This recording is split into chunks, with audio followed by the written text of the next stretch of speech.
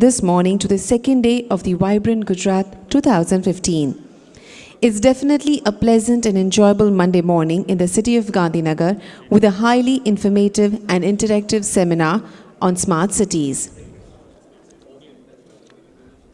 I would request you to kindly settle down for the same. Will play the film.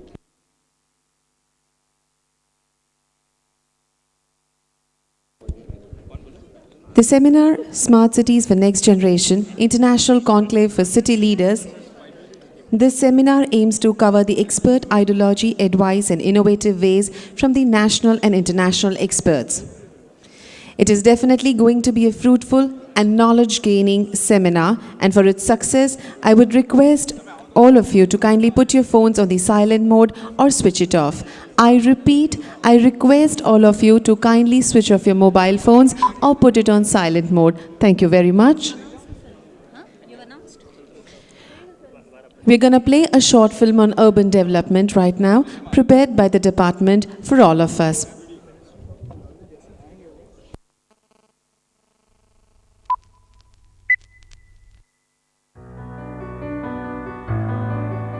Today, cities across the world are facing challenges related to urbanization.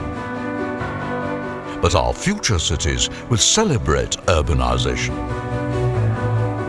Our present cities are being challenged by the rush of migration. But our future cities will be well equipped with sustainable infrastructure. Our present cities have people searching for opportunities.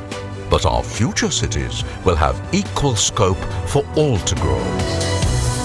Our present cities are dotted with slums. But our future cities will be slum-free with affordable housing for all. Our present cities are plagued with challenges of traffic and pollution. But our future cities will boast of non-polluting, rapid public transport systems. The dream of building smart cities is not far from reality. In fact, the city where you are in right now is also a city built on innovative ideas. It is an example of green, clean and sustainable development, and it will soon be the first solar city of India. Welcome to Gujarat, building smart cities of the future. It is here where we will explore, innovate and open the doors to developing smart cities for our future generations. Gujarat has been the cradle of ancient civilization, where well-planned cities like Lothal and Dholavira existed 5,000 years ago. Inspired by the glory of the past and following the ideology of cleanliness, the then Chief Minister Shri Narendra Modi in 2007 gave a vision for clean Gujarat. Thus began a massive movement to adopt modern waste management technologies and sanitation for all, leading to disease-free, clean and healthy towns and cities. Zero waste cities. This has been the goal of government. And once again, in 2014, the visionary Prime Minister of India ignited a Clean India movement with a resolve to dedicate a clean India to the father of the nation on his 150th birth anniversary in 2019. भाइयों बहनों, महात्मा गांधी को सबसे प्रिय था सफाई, स्वच्छता। क्या हम तय करें कि 2019 जब महात्मा गांधी की 150वीं जयंती बनाएंगे, हमारा गांव, हमारा शहर, हमारा गली, हमारा मोहल्ला, हमारी स्कूल, हमारे मंदिर, हमारी अस्पताल, सभी क्षेत्र गंदगी का नामो निशान नहीं रहने देंगे। ये सरकार से होता नहीं है, जन भागीदारी से होता है और ये काम हम सबको मिलकर के करना है। Continuing the movement, Honorable Chief Minister Srimati Anandiben Patel provided a huge thrust to Gujarat's ambitious Mahatma Gandhi Swachhata Abhiyan through Gatisheel Gujarat. The mission encompasses solid and liquid waste management as well as generation of wealth from waste. Laying a strong foundation for better infrastructure like roads, water supply, underground drainage network, Nagar Seva Sadan building, etc. for the cities of Gujarat, the state government has launched a massive scheme, Swarnim Jayanti Mukhyamantri Shahri Vikas Yojana, with a total budget of 22,000 crore rupees. The Mukhyamantri Gruh Yojana aims at providing more than 10 lakh affordable houses in towns and cities in the next 5 years. It is integral to the urban vision of Government of Gujarat and aims to provide decent housing with modern civic and social amenities to economically weaker sections, low-income groups and middle-income groups. So far, more than 4 lakh houses are at different stages of development. Government also envisages to make towns and cities of Gujarat slum-free and create conducive environment for their inclusive development. More than 50,000 such slums are under rehabilitation through public-private partnership. Gujarat has successfully implemented BRTS projects across its major cities and is planning to take its public transportation infrastructure to the next level with Metro Rail Express for Gandhinagar and Ahmedabad. Designed to integrate all modes of transportation, the project will cover all the important local transportation hubs, terminals, as well as railway stations in the city. Another important resource, which is the biggest asset of any city, is its citizens. Good health and social security are the prime agenda in any development plan of the Government of Gujarat. By launching a mission solely dedicated to training and development of urban youth, or by creating a knowledge corridor with a number of specialized universities, Gujarat has always led the way for its youth towards a better tomorrow.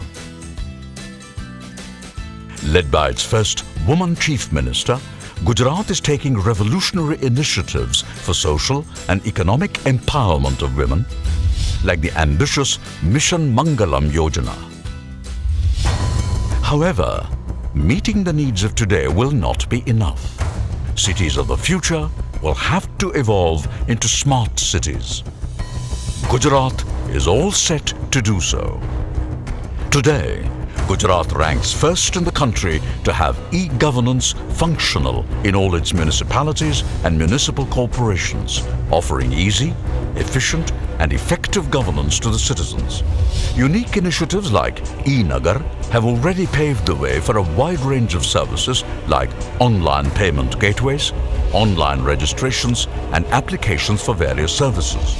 Today, all major corporations have city civic centers, web portals, IVRS, 24/7 call centers, mobile payment of taxes, information kiosks and mobile applications, installation of GPS for vehicle tracking, GIS mapping, CCTV cameras, Wi-Fi hotspots using SCADA for water distribution, and installation of intelligent transport solutions is already underway in major cities.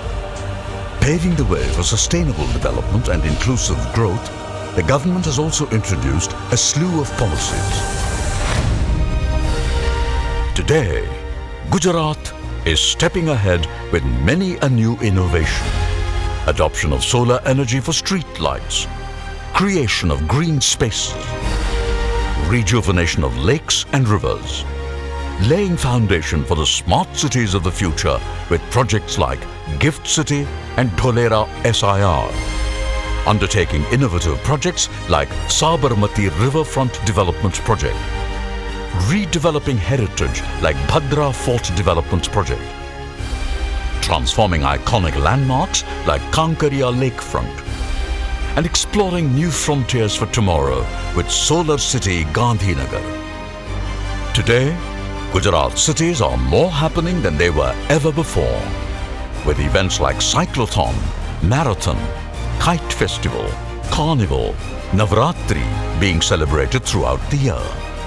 With new and futuristic townships like Sports City in Ahmedabad, Dream City in Surat emerging across the state. Gujarat has spent almost a decade setting benchmarks for the nation. With a new leadership and a determination to realize the dream of Gatishil Gujarat, this state will continue to set new benchmarks in this decade of innovation. Let us all meet and design the cities of the future. Let us broaden the horizons with innovation, partnerships and development. Here at Vibrant Gujarat Global Summit 2015.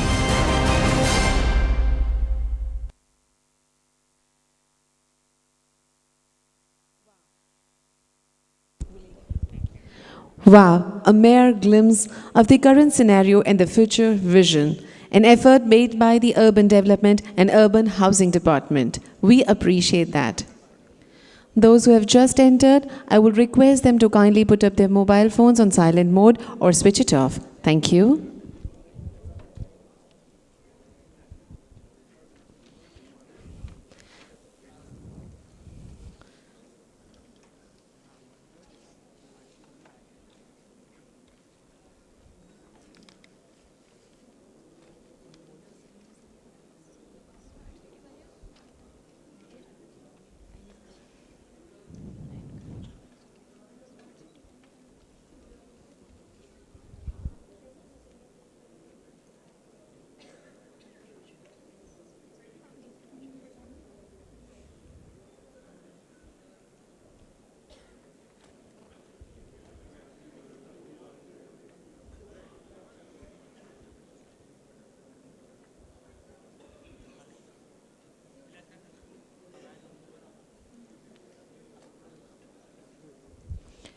Ladies and gentlemen, please join me in extending a heartfelt welcome to our esteemed dignitaries. Shri M. Venkaiah Naidu, Honorable Union Minister for Urban Development, Government of India. We welcome you, sir. Shri Shankar Chaudhary, Shri Rajpal Singh Shekhawat, Mr. Morgans Jensen, Shri H. A. Krishna Pratap Dhakal, Ambassador Nepal, Shri Shankar Agrawal, Shri G. R. Aloria, sir. We welcome all the esteemed dignitaries.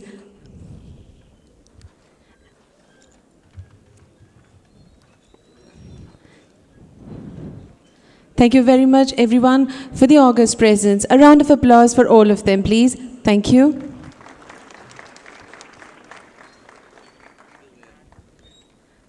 To begin with the seminar, I would like to welcome and introduce Shri Shankar Bhai Chaudhary, Honorable Minister of State for Urban Housing, Government of Gujarat. Shri Shankar Bhai is a dynamic leader, and with his leadership quality, it is visible that he is going to take Gujarat to a higher platform in terms of urban development. I would request sir to begin the seminar with his welcome address and introductory remarks. Over to you, sir.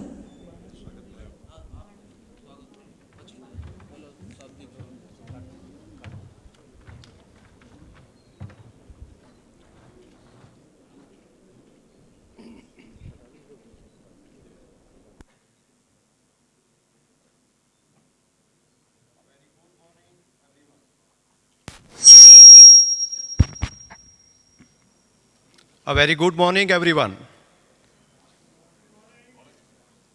On behalf of Government of Gujarat, I welcome you to Vibrant Gujarat Summit 2015 and to the International Conclave of City Leaders on Smart Cities for Next Generation.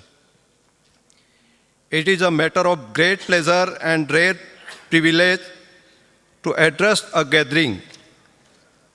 I would like to extend a special welcome to Honorable Sri Venkaiah Naidu ji, Honorable Union Minister for Urban Development, Government of India. Welcome, sir. And His Excellency Mr.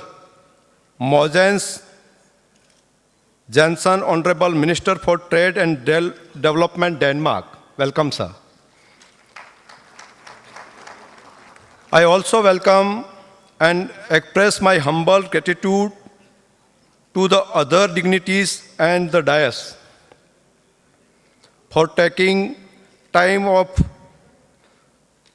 of their busy schedule for this event. Heartiest welcome to all the people you travel from overseas and from across the country to attend this seminar on smart cities for next generation. અને ખાસ special welcome કરું છું વાલા ગુજરાતીઓનું કે તમે રાજ્યના કોઈ પણ સારા નિર્ણયને ડેવલપમેન્ટ માટે માત્ર આવકાર્યો છે તેટલું જ નહીં, પરંતુ તેને પોતીકો માની અને એને સમર્થન કર્યું છે. તેના માટે ઉપસ્થિત સૌને હૃદયપૂર્વકનો આવકાર આપું છું.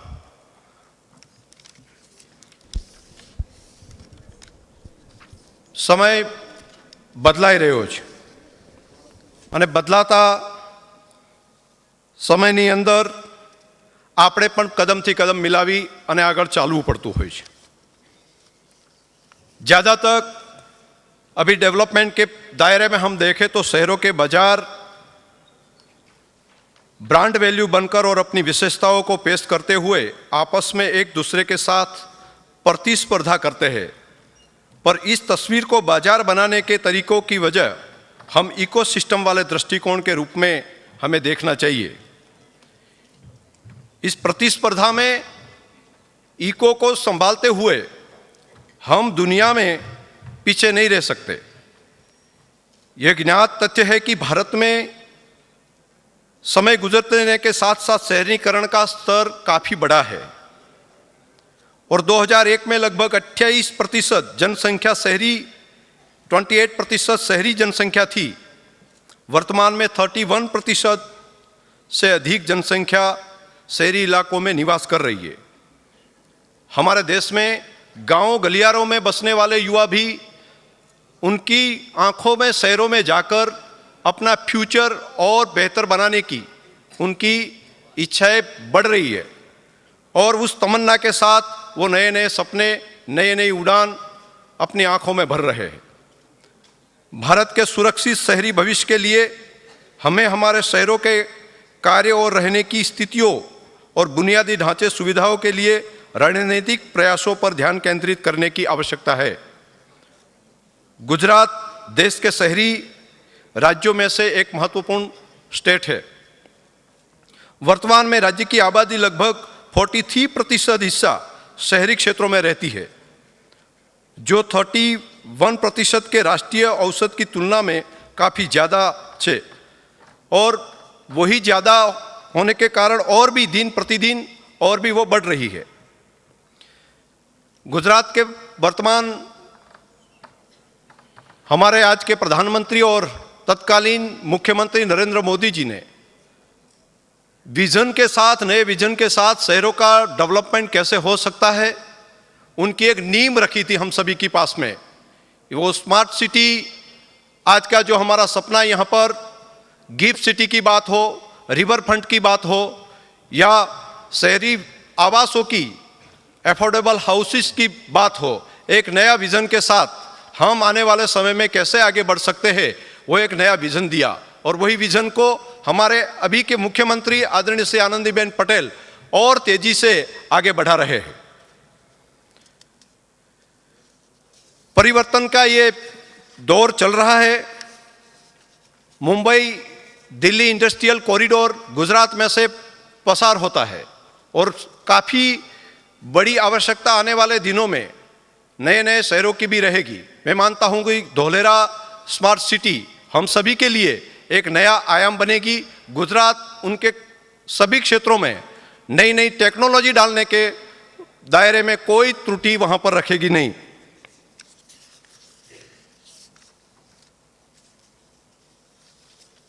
आज के सेमिनार में मैं इतना अवश्य कहूँगा, मुझे पूर्ण रूप से यकीन है कि इस संगोष्ठी से इन स्मार्ट सिटी के विकास और भूमिगत उपयोग, नागरिक के जीवन के गुणवत्ता में सुधार और विकासशील, खुले और पारदर्शी संगठनों में संबंधित कई सवालों का जवाब हमारे इस संगोष्ठी के माध्यम से हम सभी को मिलेगा.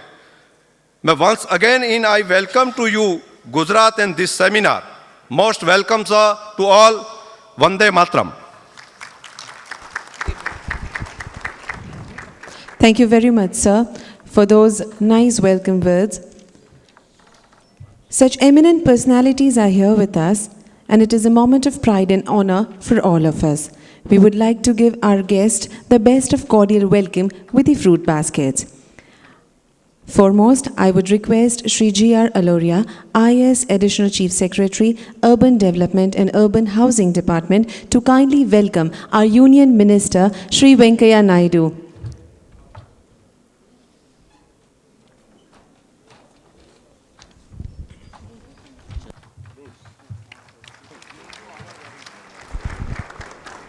Thank you very much, sir.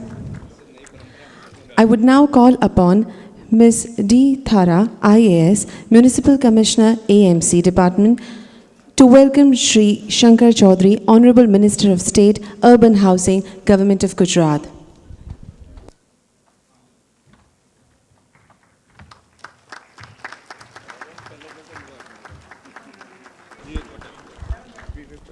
Thank you. I would now request Ms. Mona Khandar, IAS Secretary, Housing and Nirmal, Gujarat, to kindly welcome Mr. Morgans Jensen, Honorable Minister of Trade and Development, Denmark, with the fruit basket. Thank you, sir. Thank you, madam. I would now request Dr. S. Murali Krishna, IAS, MD, GUDC, to welcome Jaidrath Singh Parmar, Minister of State, Road and Buildings.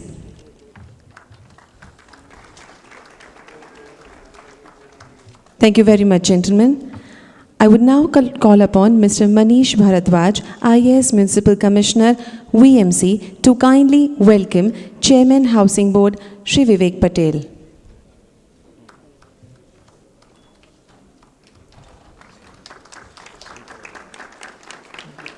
Thank you very much, gentlemen. I would request Mr. Anupam Anand, IAS Additional CEO, Gujarat Urban Development Mission, to step on the dais to welcome Shri Shankar Agrawal, IAS Secretary, Urban Development, Government of India. Thank you very much, gentlemen. I now request Mr. V.P. Patel, Commissioner, Bhavnagar Municipal Corporation, to welcome Shri G.R. Aloria, IAS Additional Chief Secretary, Urban Development, Government of Gujarat.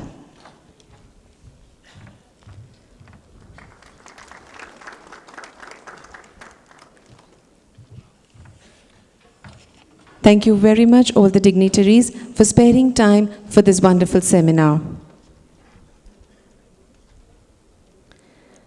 With immense pride and pleasure, I would like to welcome and introduce Shri Shankar Agrawal, IAS Secretary, Ministry of Urban Development, an IAS of 1980 cadre from UP. Shri Shankar Agrawal propagates that Centre is ready to provide all required help and financial support as well to the state and local body for the development work. I would request Sir to kindly express his thoughts and views before us. Over to you, Sir. Thank you very much, ma'am. Honorable Minister for Urban Development, Shri Venkaiah Naidu ji, other dignitaries on the dais, distinguished guests, ladies and gentlemen.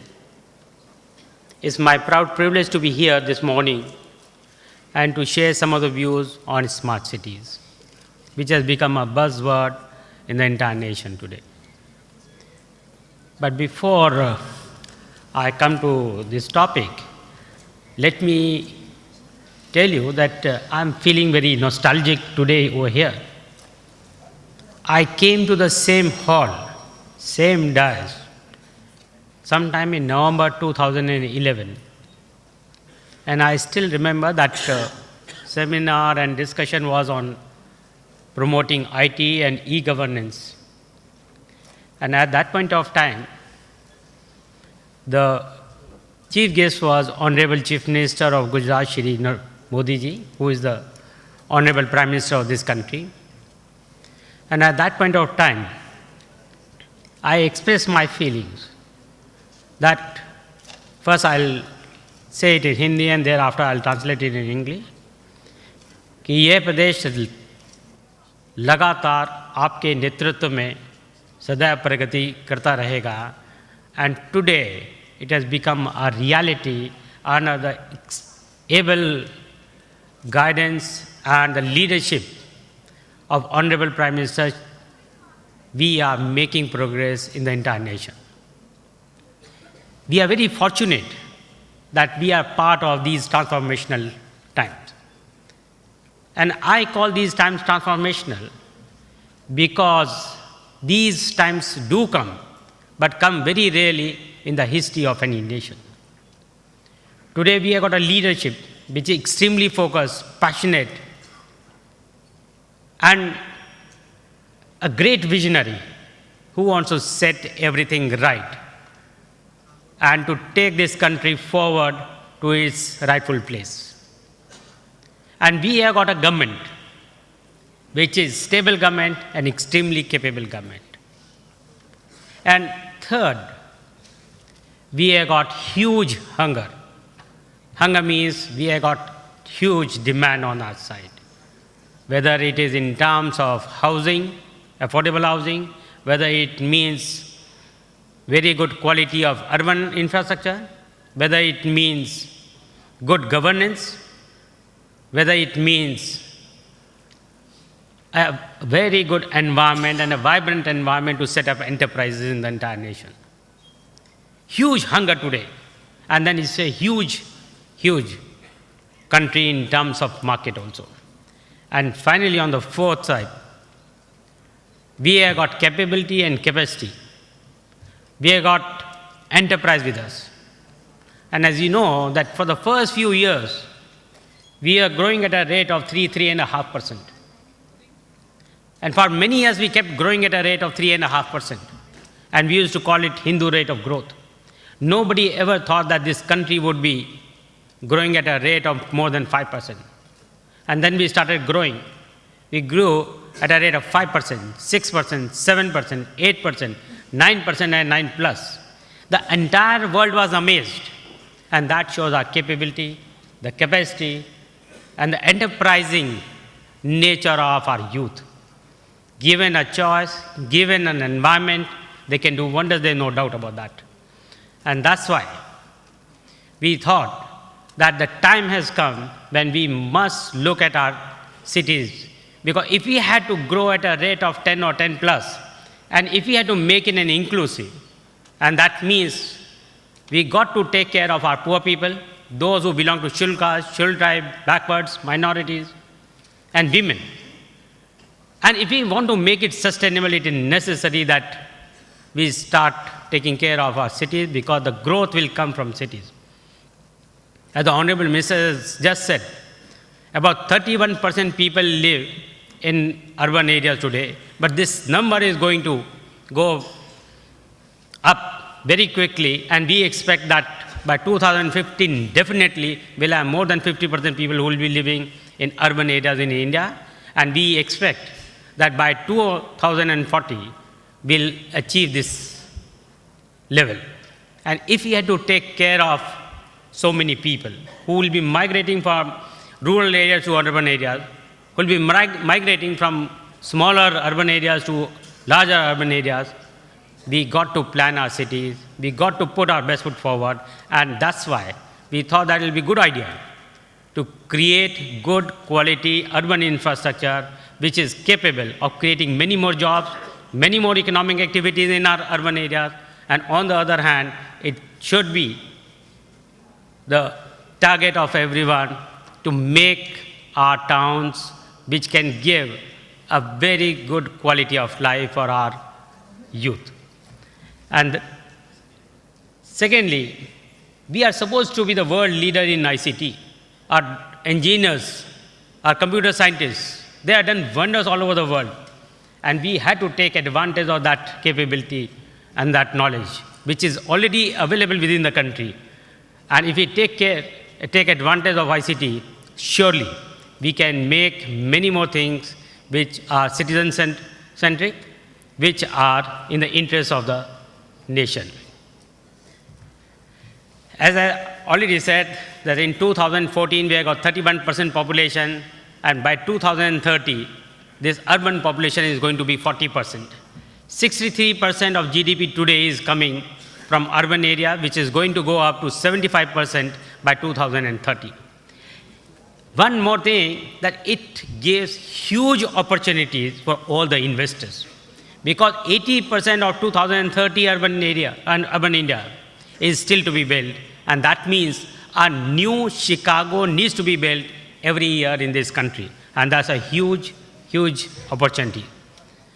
and what we are trying to do under the smart cities. We want to leverage innovations and technology, and the focus has to be on e-governance, basically the good governance, and digital India. Second is Swachh Bharat, that means clean India. Idea is to make every nook and corner of the country absolutely neat and clean by 2019 to mark 150th birthday of Mahatma Gandhi ji. And that's a commitment. And we are confident that come what may, we'll achieve that target. Involve citizen in policy as well as execution. It's not that people sitting in secretariat or in some other offices, they'll be creating everything for the citizens. No, we would like to have engagement and a meaningful engagement of every citizen before we go in for the planning of our cities. Employment generation. Idea is that when we are creating new cities, when we are making our cities smarter, we must create employment generation, and only that will give dignity and self-respect to our citizens. And finally, to improve the quality of life in terms of good quality urban infrastructure, good quality governance, and good quality social infrastructure. How this mission is different than the earlier missions? First is a comprehensive development. It's an area approach rather than a project-based approach. And this we have learned from our earlier mission called JNNRUM. Secondly, leveraging government funds to attract investment. Government funds would be very, very minuscule. Idea is to leverage that fund and to attract investment from all over the world. They want some kind of a hand-holding. And if we are able to hold their hand, if we are able to give them confidence that all policy risk is that of us and the business risk will be theirs, they'll be very, very happy to invest in this country. And this is what we are trying to achieve. And competition to select cities from a shortlisted 100 towns, which will be basically based on the commitment to national priorities. That means good governance, Swachh Bharat, Clean India, and Make in India, so that we create many more jobs in this country. These are the 4 pillars of a smart city. A very good quality of institutional infrastructure, that means governance and security and these kinds of things. Physical infrastructure, good quality roads, sewerage, water supply, electric supply, urban mobility, social infrastructure, the good quality education. And that's a very big pain point. As per one estimate, India is going to have a population of about 450 million by 2020, which will be in the age range of 1 to 90. And this group can play a very, very important role in the economic development. But that will happen only if we are able to impart good quality education and good quality skills. Unfortunately, in spite of the fact that we have got large number of schools everywhere in almost every village, the quality of education is still appalling. And that has to be fixed. And that can be done very easily with the infusion of technology, with the help of e-education. Surely the quality of education can be improved substantially.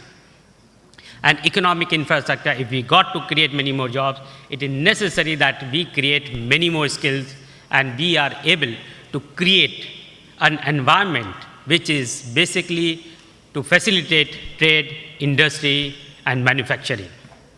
And all these 4 pillars are connected with the technology, and idea is that they should be able to talk to each other rather than working in silos. And finally, every development has to be sustainable in terms of environment, in terms of social structure, and in terms of financial sustainability. And that, as I said, the idea is to create employment opportunities and economic activities simultaneously to improve the quality of life. And this becomes a self-sustaining kind of a model. These are some of the smart solutions, basic infrastructure. I'm not getting into the details of this. How we are going to shortlist our cities. This is only an indicative kind of a list, and as per economic criteria, the cities which will be accounting for 54% of incremental GDP till 2025 comes out to be 69 cities.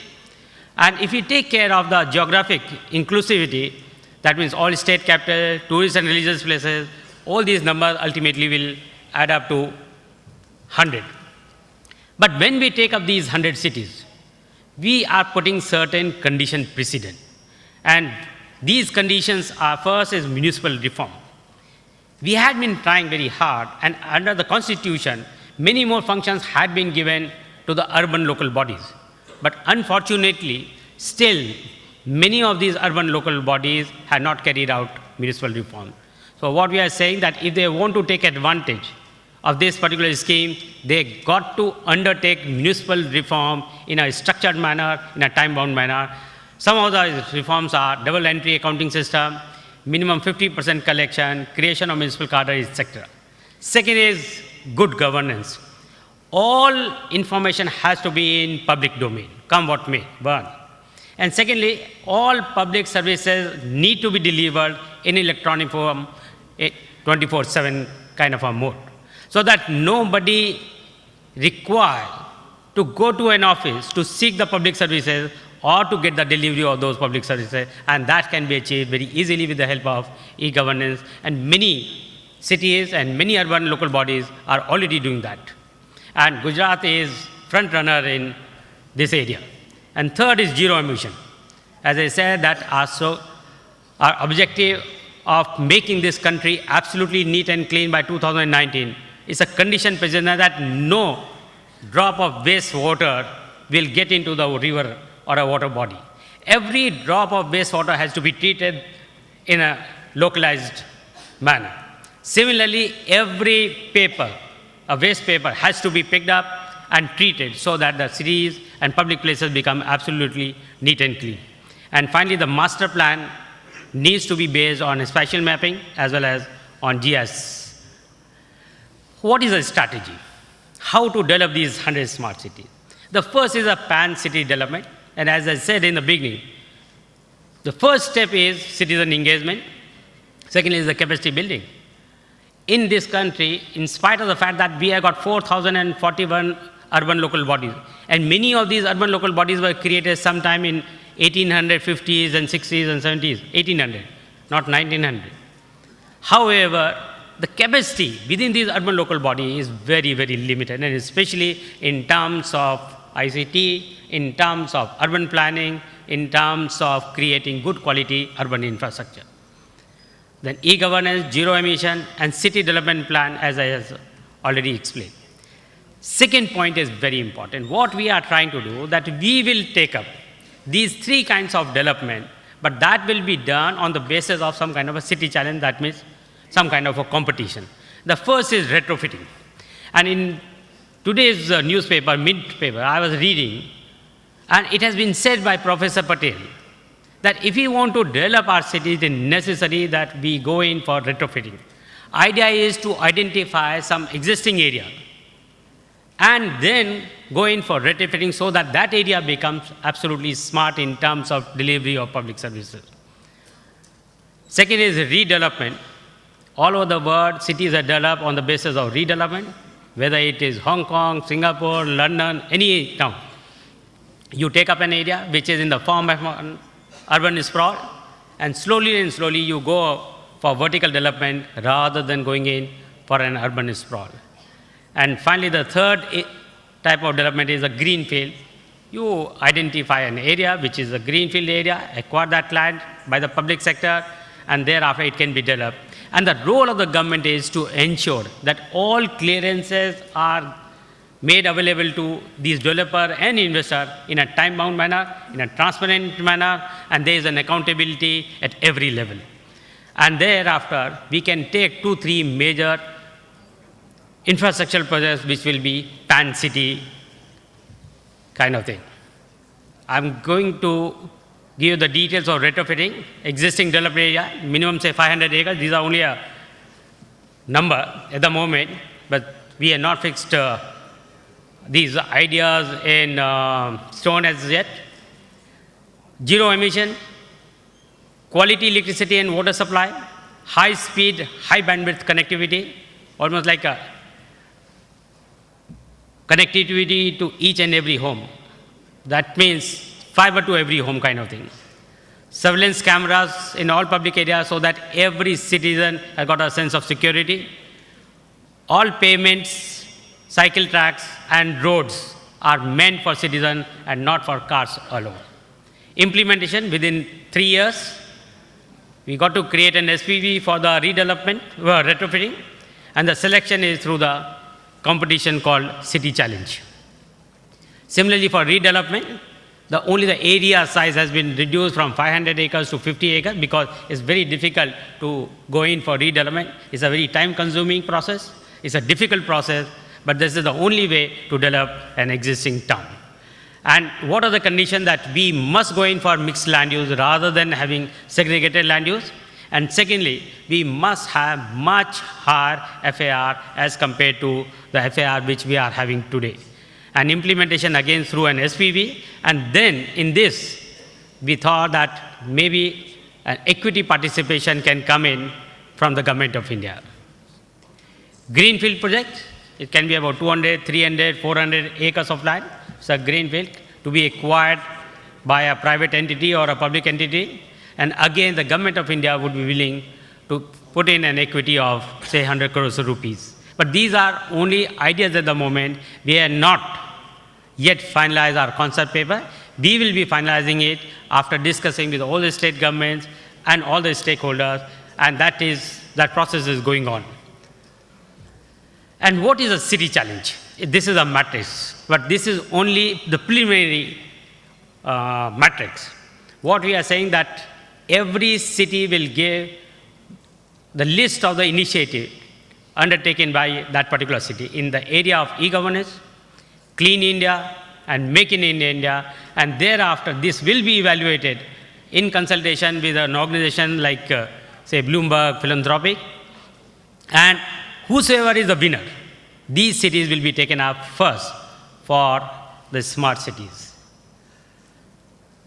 The process would be online application by the state and the urban local bodies, evaluation and selection by the Committee of International and Indian Experts, and allocation of funds by an empowered committee, which will consist of representatives from the central government, state governments, and urban local bodies. And these are some of the timelines and the way forward. And we expect that very shortly we'll be able to finalize the contours of our scheme for 100 smart cities, and thereafter we'll start inviting applications, and on the basis of those applications and on the basis of the initiatives undertaken by these urban local bodies, we'll be selecting some of these cities to be taken up for developing them into a smart city. I'll stop here. The only humble request to each one of you would be that it's a very, very difficult process, and it's a huge challenge. But this gives us a huge opportunity also. As I said in the beginning, 80% of India has to be built. Nowhere in the world will have this kind of an opportunity. And secondly, as I said, today we have got an extremely good constellation, good leadership, outstanding government, the desire and the capability. And if we are able to take advantage of this, surely we'll be able to succeed. And if we miss the bus, we'll miss the bus for many, many years. So let's put our best foot forward. And I assure you from the Government of India side that we'll stand by you. We'll hold your hand. And whatever needs to be done by the Government of India, we'll do that. Thank you very much, sir. Thank you very much, sir, for those kind words of support. With due respect, I would like to welcome and introduce Mr. Mogens Jensen, Honorable Minister for Trade and Development, Denmark.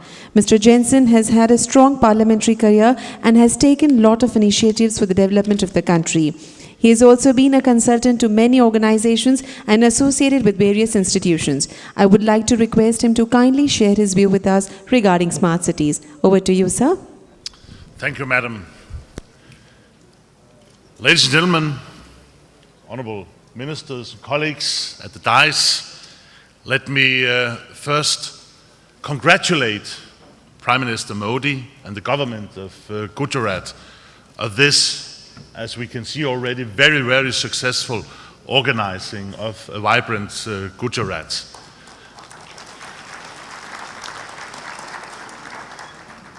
Gathering so many, not only politicians, companies, and experts, leads to one thing: not only words on paper or images on a screen on the wall, but this gives us the opportunity to make things happen.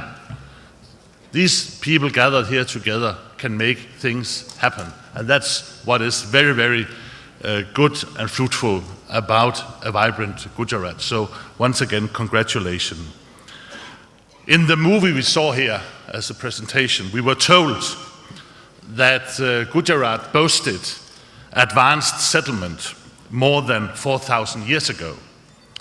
Planned cities with docks, warehouses, wells with potable water, paved path, underground sanitary drainage, and surface drains. I understand totally why Gujaratis and Indians feel proud of their nation and of their past. Sustainable urbanization does indeed require a long-term perspective. Infrastructure is often path-dependent. Once laid out, you do not change a city just like that. Building, expanding and renewing cities epitomizes the importance of careful planning before execution. But daily reality for many planners is that resources for long-term sustainable solutions are not there. At the same time, we know that urbanization creates growth and pays for itself and even more. A central challenge is therefore how to organize the different steps of urbanization so that money from resource savings and asset sales is being funneled into well-planned, high-quality infrastructure. Low-hanging fruits here are water and energy savings. In 2013, the Danish Water Forum made a Danish pilot project on non-revenue water in Raikot here in Gujarat. Denmark has achieved very low levels of non-revenue water with a national average of 7% and as low as 5% in some cities. As a result, savings in Raikot are considerable, and rough estimates shows that if similar measures were taken in the entire state of Gujarat, annual savings would amount to $700 million. So the money is there, if not exactly lying in the streets of Gujarat, then at least below. In the 1970s, Denmark faced energy constraints similar to those of India today.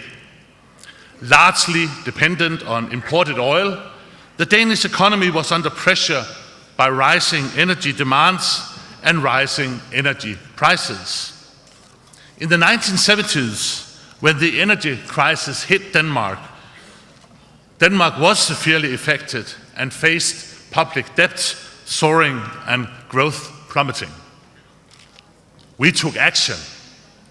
In particular, we focused on enhanced energy efficiency in buildings, the scaling up of wind power, and building the world's leading district heating systems. The result of an active Danish climate and energy policy to drive the green transition since 1970s have been significant. While GDP is almost doubled in Denmark, overall energy consumption has remained largely the same and unchanged, and our dependence on fossil fuel has gone down significantly. This development was only possible because of a number of Danish companies were able to meet the demand for increasingly efficient and low-cost energy solutions. Today, these companies are world leaders in their respective business areas. With Prime Minister Modi's growth agenda and focus on sustainability, I have no doubt that Indo-Danish cooperation will contribute in unleashing the huge potential of your great nation. Let's vibrate together. Thank you very much. Thank you very much, sir, for that inspiring address of yours.